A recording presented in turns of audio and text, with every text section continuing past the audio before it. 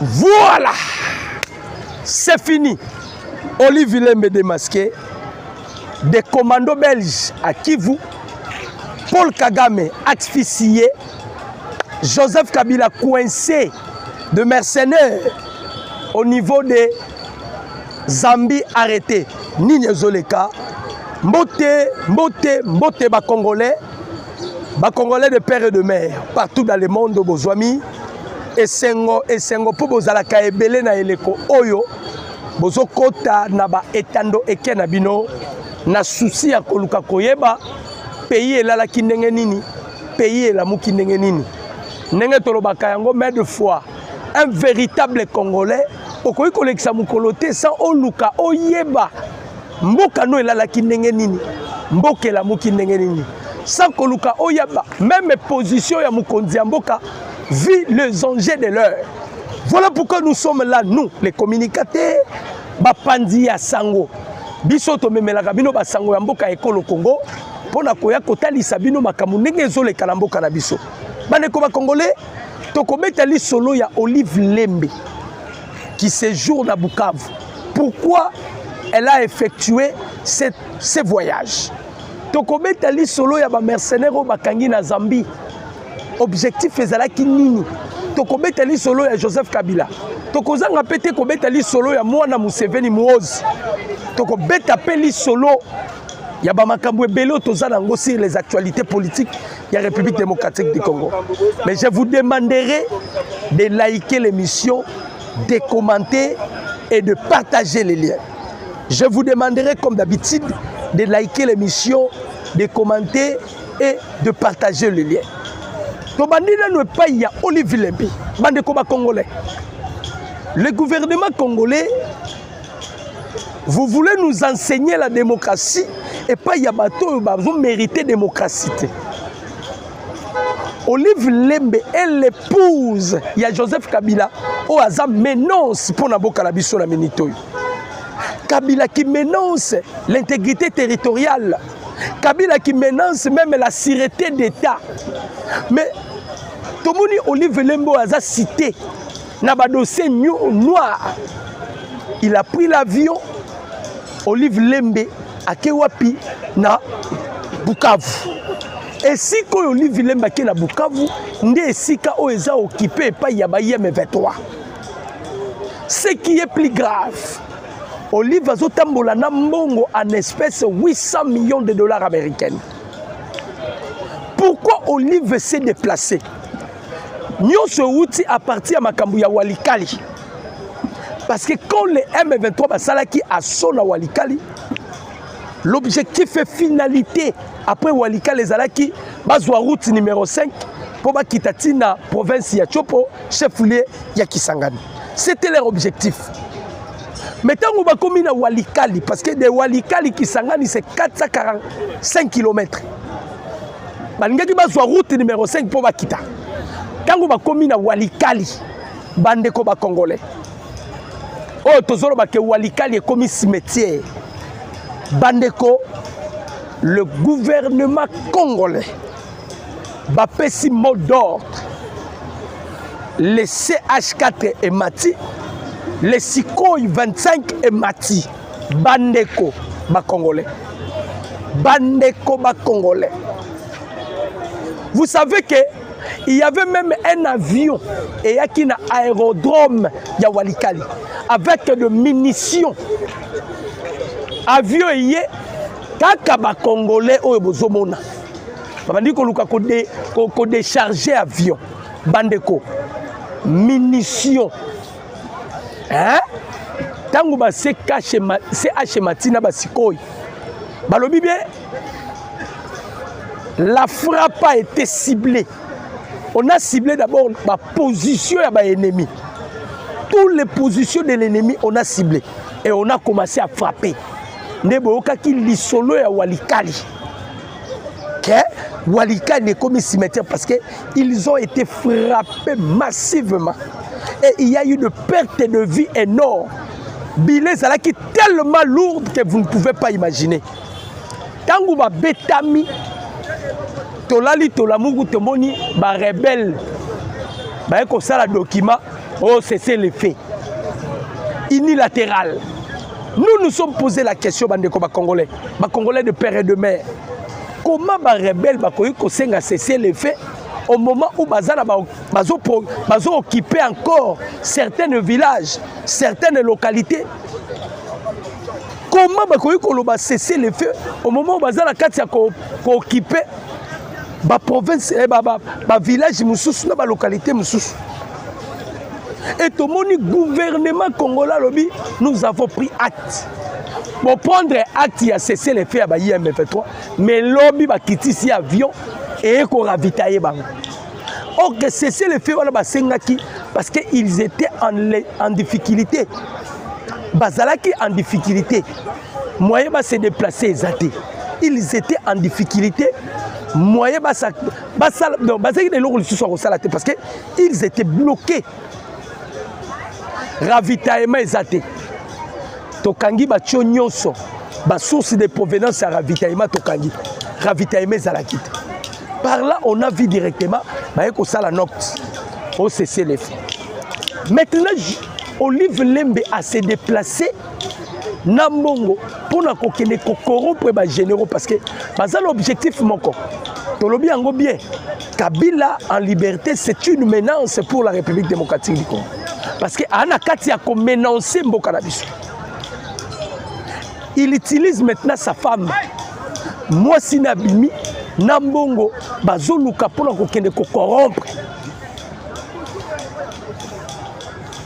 Bazala Katia Koluka corrompre. Bandeko. Pour nous comprendre que Batouana Bazal préparer un coup. Lobby bakangi conteneur na Zambie. Na gouvernement zambien. Bakangi conteneur na batu belé na d'ailleurs bango na eka ba conteneur. Tango ba moni ba conteneur, bazui ba conteneur. Batie mopandi, babandi ko vérifier ba conteneur. Na kati ya ko vérifier ba conteneur, ba eko se rendre compte que ba conteneur ezalaki na batu ebele na Zambie. Batu wana ba uti wapi ndeto koti na dossier à Joseph Kabila. Il y avait une réunion urgente et ça l'a niveau ya Tanzanie. Cette réunion, il y a eu la participation de Moïse Katumbi, Joseph Kabila, Claudel Lubaya, ainsi que François Beya. Pendant qui part na réunion. Objectif ya réunion zala kinini. Bateau bomoni ba uti ko kanga oyo. C'est Kabila qui les a recrutés. Ba recruter bateau, ba tina conteneur, ba yena Zambie. Zambia permettre ba kota Kasumbalesa. À partir de Kasumbalesa, ça ba kota na Grand Katanga parce que cette fois-ci ils ont ciblé Grand Katanga. Ah, toujours ça l'appel na ba service intelligent tabiso. Le Grand Katanga est ciblé par Joseph Kabila. Ah, wana Kinshasa, Kabila a recruté 5000 jeunes. Oyo papi tamba ana katsa kobimisa bango na nzela ya Brazzaville. Bakenda kandambu ndambu. Ndenge bayokana ki na réunion uti ko salama na Zambie, na Tanzanie. Ou ba conteneur koti Zambie. Le gouvernement zambien a banda ko lekisa bango 10 di bazokota Grand Katanga. Mais comme le gouvernement zambien azalaki saisité et que ba moni conteneur ne ba bloqué conteneur ba fungula conteneur bo batuna kati. Siko ba biloko ya boye on voit Olive Lembe azana kati ya kotambola na mbongo. Pourquoi on doit permettre ces choses ici se fassent? Il faut qu'il y ait la dictature. Olive est l'épouse de Joseph Kabila qui menace notre pays. La normalité des choses, on ne peut pas permettre que Joseph Kabila, Olive Lembe, atambola kakapo. Azotambola pambate, nambongo. Voilà pourquoi Bazalaki na langage à Koyebi Sabiso. Mon mari travaille dans le silence. Mon mari travaille dans le silence. Ferdinand Kambera Bima, un de ces 4 matins. Oh non, d'ailleurs, nous avons préparé le retour de Joseph Kabila. Bazalaki na kati ya ko préparer comment bazongi sa Kabila la pouvoir. bazalaki na kati ya ko préparer ba plan na bango nyonso manyoko na mayo batelaki déjà mokonzi ya mboka bayebaki ke kosimba surtout tango tozwi lisusu a riche uti kotanga bato awa. Et je vous informe Obemina Kunobi azalaki auditionné na auditorat militaire. Il y a eu même des informations bimaki qui va transférer dans Ndolo. En soi, va transférer qui dans Ndolo parce que bazalaki kuna ba soyez moi silence. J'espère que vous allez voir même dans les images bateau ba accompagner qui bango. Vous allez voir là ba image bateau ba accompagner qui bango. Ça dit il y a eu un peu de temps, c'était jusqu'à 1 heure qu'il a été libéré. Bakozonga lisusu. Donc ceux qui ont eu information au batinda qui est dans Ndolo, bato belé ba ebeka ki a Ndolo parce que soit qui mota ebele au ba vanda kikuna. Alors ba silisi réunion ba je suis ko plan baté na mesati. Il y a réunion na bango basali. Ba koti sabat. Et bon yebi que urgence muteba. Na Katanga a recruté déjà bana mikie. Pardon bana ba jeune. O bana ko recruter pour na ko simisa bango banduki parce que bango baza au four et au moulin pour que le Congo soit balkanisé. République du Kivu et Salema. Ndebo moni kaka na Kivu. Na Kindu. Des avions de guerre yaba belge et kita kilobi avec des commandos belges. Batu ba dévoiler secret oyo Rwanda na chaîne na bango Mickey. Rwanda lobi ba belge ba eko sala nini. Rwanda lele lobi ba belge ba eko sala nini. Oh ba belge ba ye parce qu'on a eu à signer des accords. Bazwaki mokano ya kopesa rabiso 20 millions d'euros pour activer l'intervention rapide. Il y a 31e brigade, il y a FRDC. Donc bah y pour applicabilité, il y a bakoro ba signaki. Bah y l'idée bakoro wana. Et pour sécuriser aussi l'est de la République, parce que la Belgique et les États-Unis si ba beti kunga. Ndenge ba beti kunga. Ah, bazala kata ko isoler de ba Union européenne, ba France, bazala kata ko isoler ba. Balobi vous n'avez plus droit. Ya ko zoba minerai congolais. Bota la crise et continue en France. Bota la crise et continue en Rwanda. Microfinance ya Rwanda lobby et quoi en faillite. Microfinance ya Rwanda et quoi en faillite. Botala modèle otoke na Rwanda. Botala modèle otomemi Kagame. Toyebisaka Kagame. Kagame to bandi na yo to osila na yo. Kagame azwa la légèreté. Kagame minimisaka coup. Kagame minimisaka le fait. Quand on a commencé maintenant à s'imposer sur le plan diplomatique, voilà les résultats. Voilà les résultats qui se passent maintenant au Rwanda. Rwanda en difficulté. Rwanda en difficulté. Crise continue à Rwanda. Le aide humanitaire réseau était bloqué. La Grande-Bretagne qui s'apprêtait à couper sa banque 42 millions de livres sterling, il a refusé et il a annulé. Même les demandeurs d'asile, la Grande-Bretagne a annulé. Donc il y a un Rwanda, na niveau ya asphyxier Rwanda. Il y a un niveau ya asphyxier Rwanda. Tozalaki na besoin, ba Rwandais ba comprendre que basali mabe ebele na Congo. Tellement basali mabe ebele na Congo, cette fois-ci le Congo a un défenseur.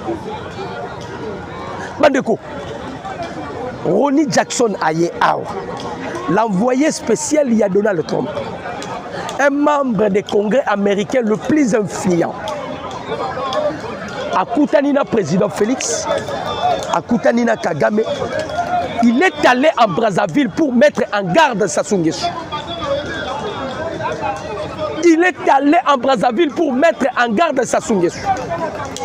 Ayebisi Sassou Nguesso. toi tu es un traître. Mais si quelque chose de mal arrive au Congo, tu seras châtié. Wana Ronnie Jackson à mettre en garde Sassou Nguesso.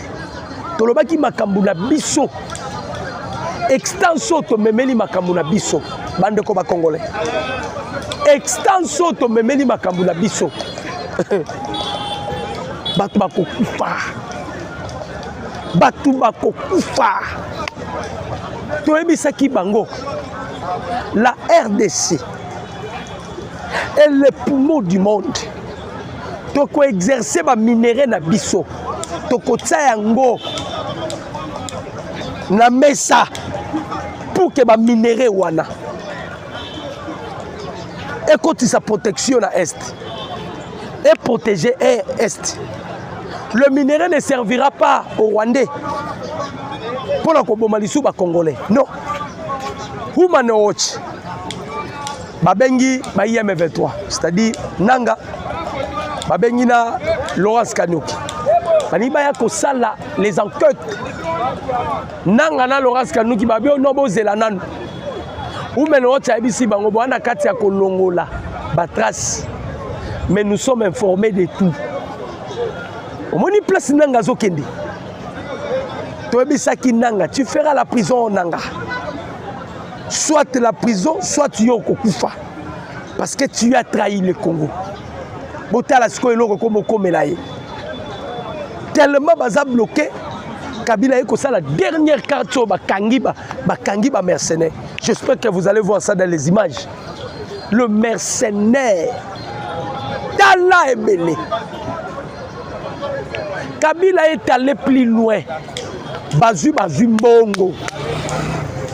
Bapesi Kakuta Museveni. Museveni a convoqué Luboya Kashama pour corrompre Luboya Kashama.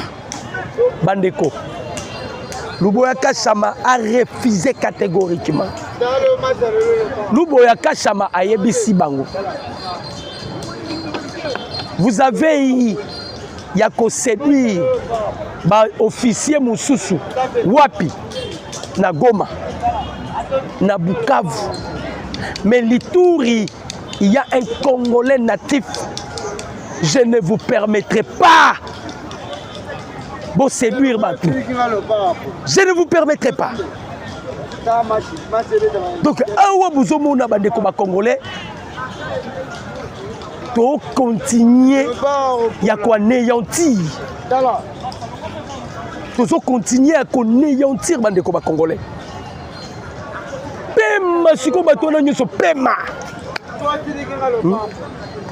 Pema à tel point que vous ne pouvez pas imaginer. Bandeko, Belge a tindi Belge m'a tindi déjà renfort. Pour dire que tozongi na maloba oyo sulutani makenga lobaki. Tozana des options. Soit la victoire, soit ça sera notre disparition. Les M23 vont se disparaître. Luboya Kashama a répondu moi na Museveni Mouose. Alors si vous osez, IPDF a osé attaquer Ituri. La guerre, ça ne se fera pas à l'Ituri, mais la guerre, ça se fera à Kampala, à l'Ouganda. Voilà les officiaux qui n'ont pas besoin. Bandeko boyebi tango mona Museveni a menacé Luboya Kashama. Ndenge ba menacé Luboya Kashama. Bandeko, ordre et outil awa. Les officiers ordre et outil awa que basodo bazana na Kisangani babundate. Bani bazongela biloko yo, ba biloko yo basalaki wapi? O basalaki na Bukavu. Parce que na Bukavu, il y a eu des notables. Ba notables oyo ba betaki mégaphone ba yebisi batu ba bobundate. Bobundate les notables. Maintenant les aventures au basalaki na Bukavu, ils veulent maintenant faire ça à Kisangani. Parce que c'est Kabila qui a ciblé soit Kisangani, soit Grand Katanga. Grand Katanga bani ba kotisa ba wagon ozala ki rempli na bato ba bloquer ba wagon.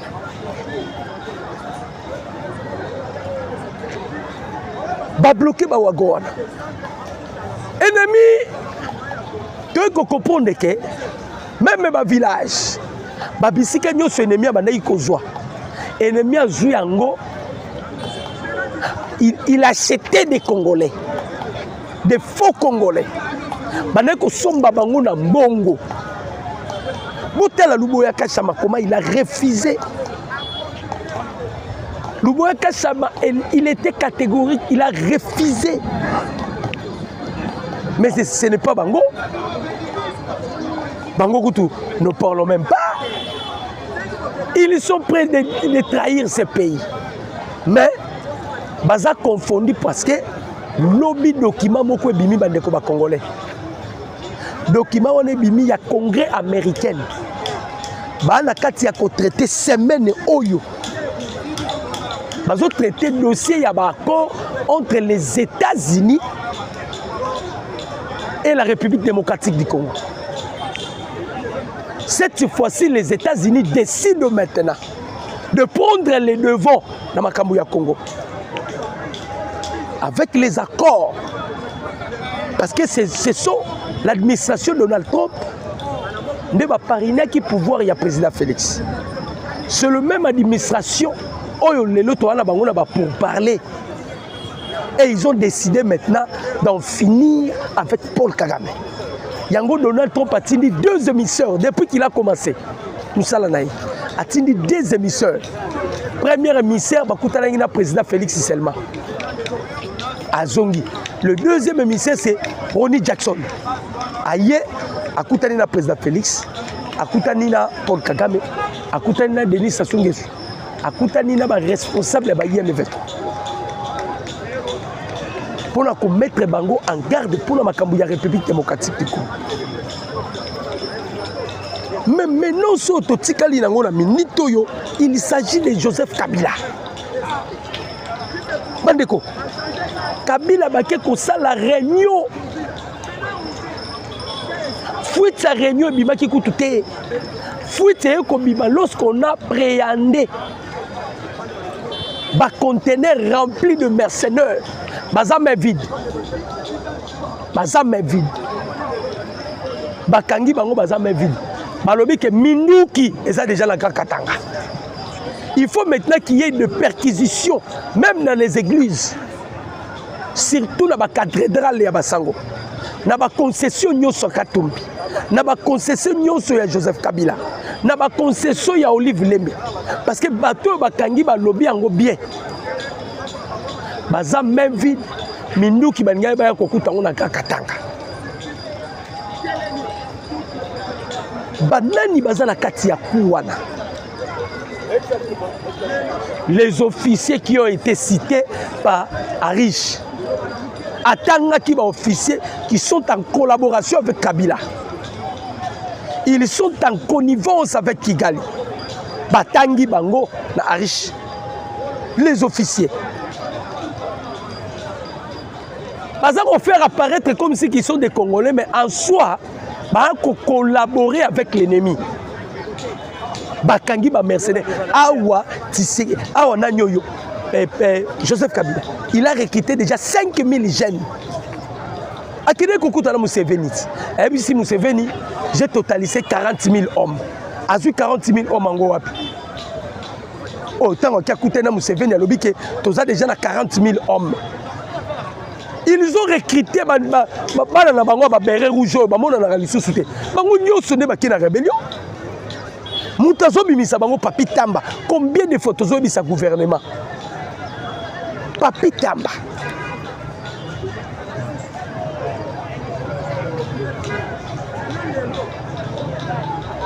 C'est Papi Tamba. Ndazo bimisa bango. Kabila la lité. Tezo abanaï koko sabiso, je suis allé faire la thèse. Non. Akene ko sala étude ndenge ni la raison à la pouvoir. Kabila n'a pas étudié. Thèse ya Kabila les allez qu'on ko sala étude comment faire pour revenir au pouvoir. Ce que ba machine ngone ba na kati ya ko activer. Ba meki machine ya liboso. Pour récupérer Arish Jaktani. N'engé to récupérer, to paralyser tous les systèmes. Parce que yenda bandi ko tangati. Azotanga ba officier, atanga ki ba obeminaku ba bengi saki ye bomoni. Il a été auditionné. Ba auditionné ye tina suka petit ba auditionné ye makambo sili. Ba bimisi ye 1 heure. 1 heure. Donc, il y a un système, il y a l'issue du colo à l'issue. Tolobi bien l'issue du colo, il y a l'issue. Toloba qui cette fois-ci, on ne permettra pas que l'ennemi nous envahisse. On ne serait plus envahi par l'ennemi. On ne serait plus envahi par l'ennemi. Dans un système, il y a l'issue du colo, nous veillons à ce que notre intégrité territoriale et notre souveraineté soit respectée comme l'a dit Rocky Jackson. Rocky Jackson a le les États-Unis haussent les tons en disant qu'il faut que la souveraineté de la République démocratique du Congo est à la respecter. Donc là, fini l'idée de la balkanisation. Les États-Unis ne comptent pas sur la balkanisation. Un jour, on a un document. Il y a un sénateur américain. À l'objet, la existence, il y a guerre à l'Est. Les intérêts des États-Unis sont en danger. C'est en danger. À l'objet, bien, aussi longtemps, guerre la persistance à l'Est, les intérêts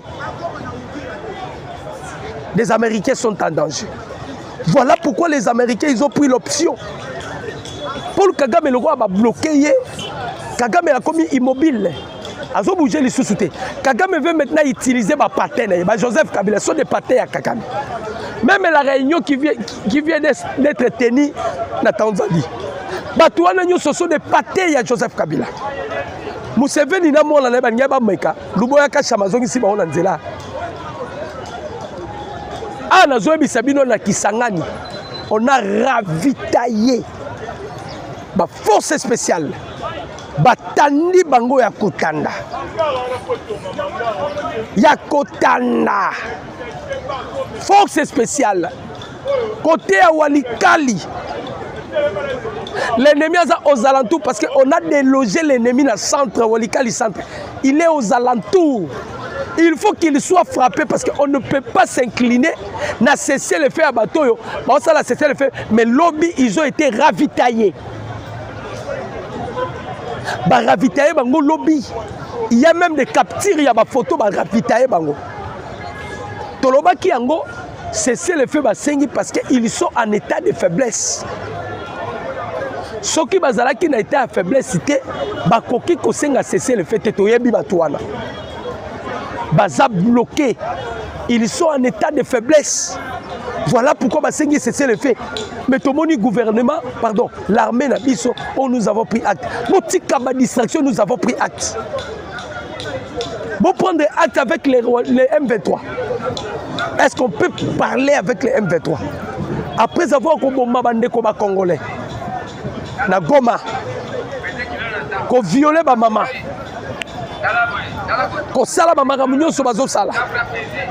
Et aujourd'hui, ils sont en difficulté.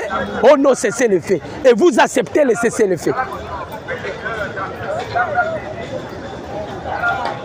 Vous acceptez le cesser le fait parce qu'ils sont en difficulté. Non, non. Pas toi la photo qui est dans Baza déjà bloqué. Paul Kagame explicité. D'ailleurs, dans les jours qui viennent, vous allez voir même des mouvements insurrectionnels au Rwanda.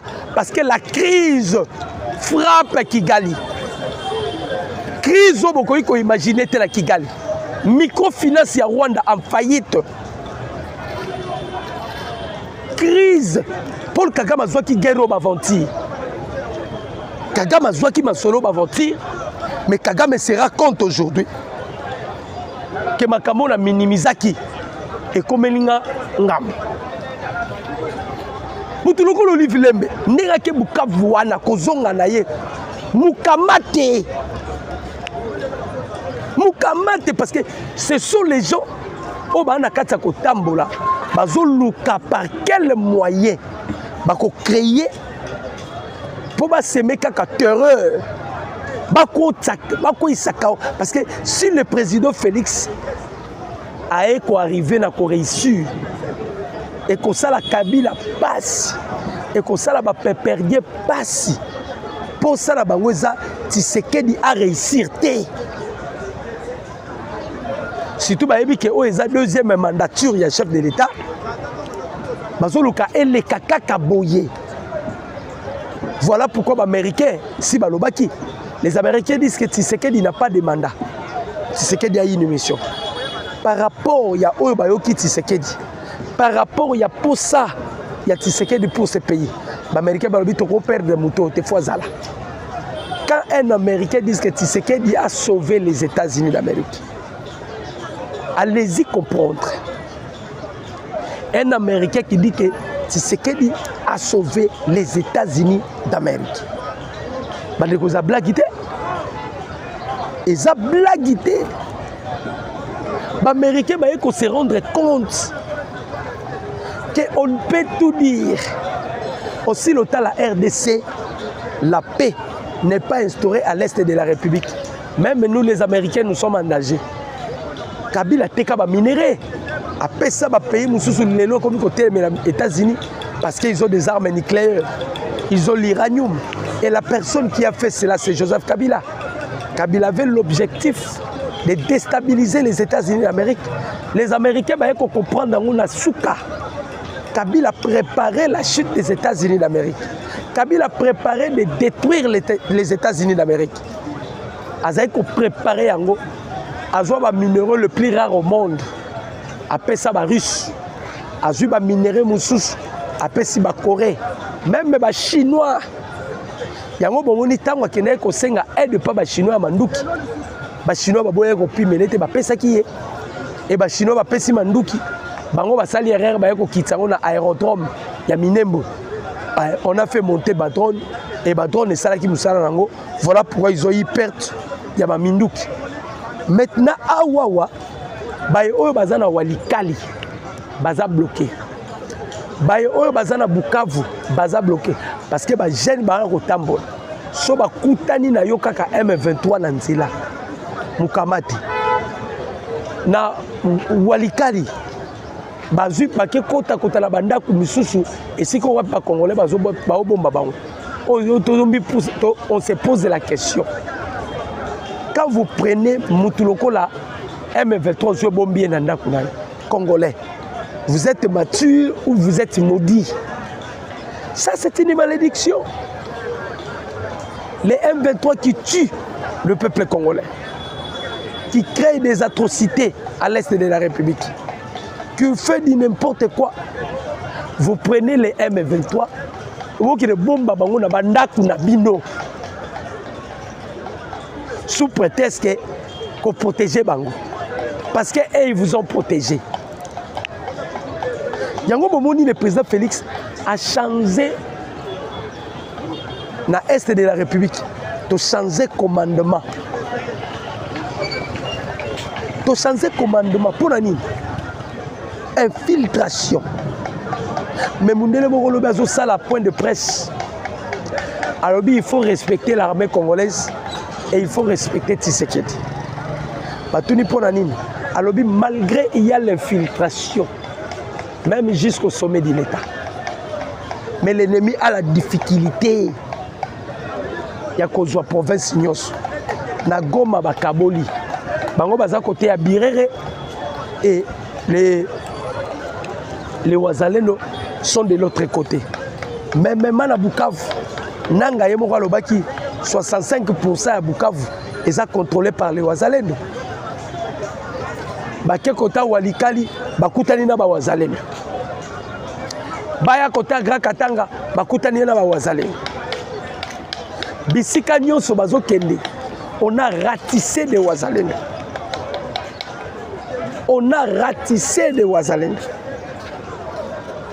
Aimez la vidéo, commentez, partagez les liens. Tolobi bien, aimez la vidéo, commentez et partagez les liens. Faut la bande de Congolais. Complot est tellement vaste. Et le lingue complot est allé là qui? Ce qui m'a konzambo kazwa qui initiative te ya kosa la troque avec les États-Unis d'Amérique. Et il y a kosa la somme. Et ça troque y a gagnant. Bino bozu minéré, bon pesi biso sécurité. Et ça loko evandi Eduardo Santos Nangola.